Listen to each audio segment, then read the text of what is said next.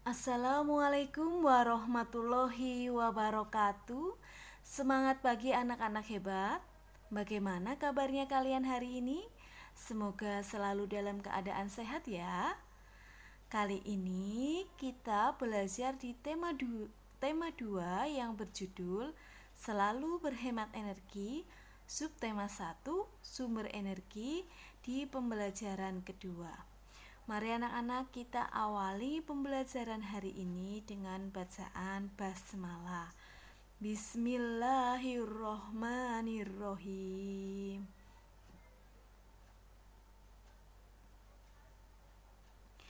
Yang kita pelajari hari ini ada 4 materi. Yang pertama, mengidentifikasi tinggi rendah nada dari teks lagu Menanam Jagung.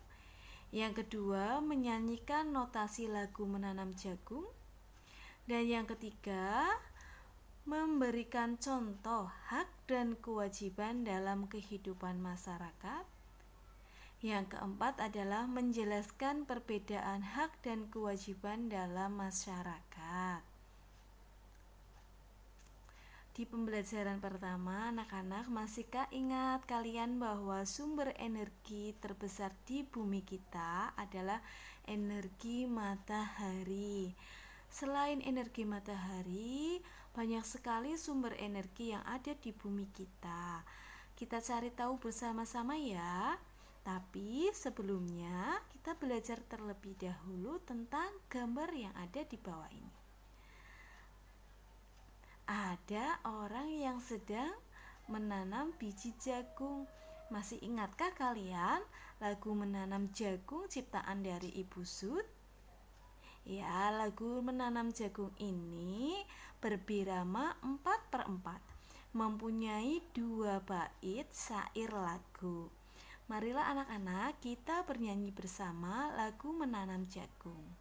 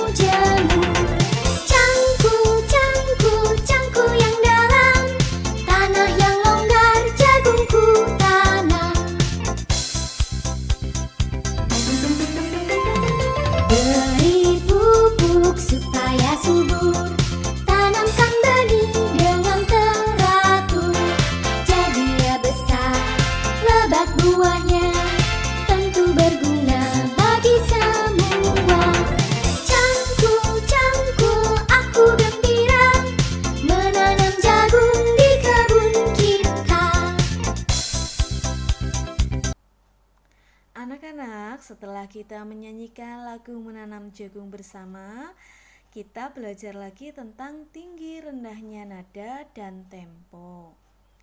Nada adalah bunyi yang memiliki getaran teratur tiap detiknya. Dengan nada, kita dapat melantunkan sebuah lagu dan memainkan alat musiknya. Jenis nada ada 2, yaitu nada tinggi dan nada rendah. Ini maaf, tulisannya seharusnya nada rendah. Tinggi rendahnya nada ditentukan oleh besar kecilnya frekuensinya. Sedangkan tempo artinya cepat atau lambatnya sebuah lagu dinyanyikan. Kita juga belajar ya anak-anak tentang tangga nada. Tangga nada adalah susunan nada-nada yang bertingkat-tingkat, mulai dari yang terendah hingga yang tertinggi atau sebaliknya. Kita lihat itu contohnya tanda nada yang bertanda nada dasar dari do sampai si, dari angka 1 sampai angka 7. Kalian pernah atau sering mendengarnya jika dinyanyikan ya. Do, re, mi, fa, sol, la, si, do. Do itu ditulis dengan angka 1, re itu angka 2, mi itu angka berapa? 3, fa angka 4, sol angka 5, la angka 6, dan si angka 7. Sedangkan ini ya termasuk dalam not angka. Di not angka ini ada yang nada rendah, nada sedang, dan nada tinggi.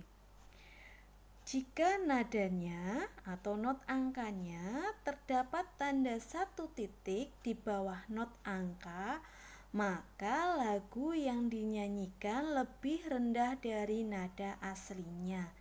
Nada asli yang bagaimana? Yang tadi Bu Guru nyanyikan dari do sampai si. Yang not angkanya itu dilambangkan tidak ada titik di bawah, tidak ada titik di tengah. Itu seperti yang di tengah-tengah, nada sedang. Jika terdapat tanda 1 titik di atas not, maka lagu yang dinyanyikan lebih tinggi dari nada aslinya. Not 1, 2, 3, 4, 5, 6, dan 7 merupakan nada asli atau not asli. Semakin ke kanan, maka nada akan semakin tinggi. Anak-anak, perhatikan lagu Menanam Jagung, ciptaan dari Ibu Sud yang biramanya 4/4.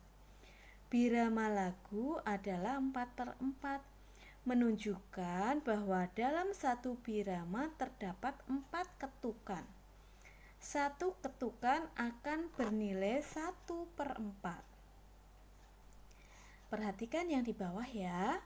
Di bait pertama bacaannya sairnya ayo kawan. Jika biramanya 4/4, berarti dalam satu ruas birama yang seperti angka 1 besar itu, seperti garis besar itu namanya ruas birama. Isinya 4 not. Dalam satu birama ada 4 not. Berarti 1 not itu dibagi 4, ketemunya 1/4 atau 1 ketukan. Bu Guru contohkan ya. 1 ketukan di syair ayo kawan. Ayo kawan. Itu notnya, biramanya 1 ketukan. Sedangkan tanda yang atas ada garis mendatar di atas menunjukkan bahwa kedua nada tersebut dalam 1 ketukan, atau Bu Guru bisa katakan dalam 1 ketukan ada 2 nada. Kalau yang tadi kan ayo kawan, sedangkan yang kita bersama, kitanya berada di dalam 1 ketukan. Kita bersama, kita itu berarti 1 nada, 2 not, 1 ketukan isinya 2 not, atau masing-masing not angkanya itu berisi setengah ketukan. Ayo kawan, kita bersama. Kitanya berarti mengalami percepatan karena hanya dinyanyikan dengan 1/8 ketukan. Mohon maaf, ini Bu Guru salah ya. Maksudnya setengah ketukan itu setengahnya dari 1, berarti dalam 1 birama itu 1/8 ketukan. Ini ya Bu Guru perlihatkan. Yang Bu Guru tanda panah hitam itu namanya ruas birama. Dalam satu ruas birama itu ada 4 not angka. Jadi namanya 4/4. Guru jika ada 3 not angkanya berarti namanya 3/4. Birama itu artinya suatu tanda yang menunjukkan jumlah ketukan dalam satu ruas birama. Ruas birama itu garis petak yang dibatasi oleh garis birama. Kotak-kotak, petak-petak yang dibatasi garis birama. Anak-anak, biasanya setelah kita bernyanyi tentulah kita merasa haus ya. Untuk itu kita biasanya mencari air.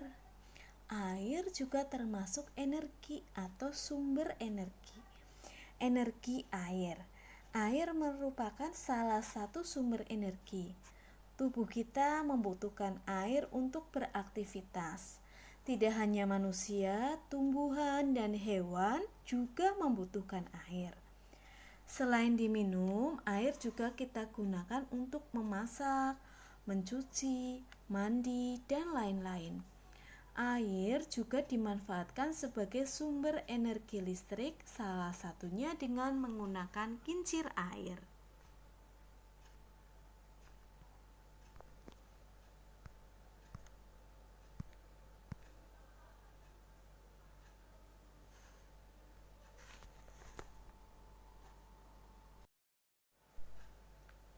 Perhatikan gambar berikut ya anak-anak. Ada anak yang sedang minum air. Ada pula anak yang sedang mandi menggunakan air. Tentunya air bersih ya. Anak-anak, minum dan mandi merupakan kebutuhan kita. Ketika kebutuhan kita tercukupi, maka hak kita juga terpenuhi. Masih ingatkah kalian tentang hak? Hak artinya segala sesuatu yang harus kita terima. Setiap orang berhak mendapatkan air bersih. Haknya kita adalah mendapatkan air bersih.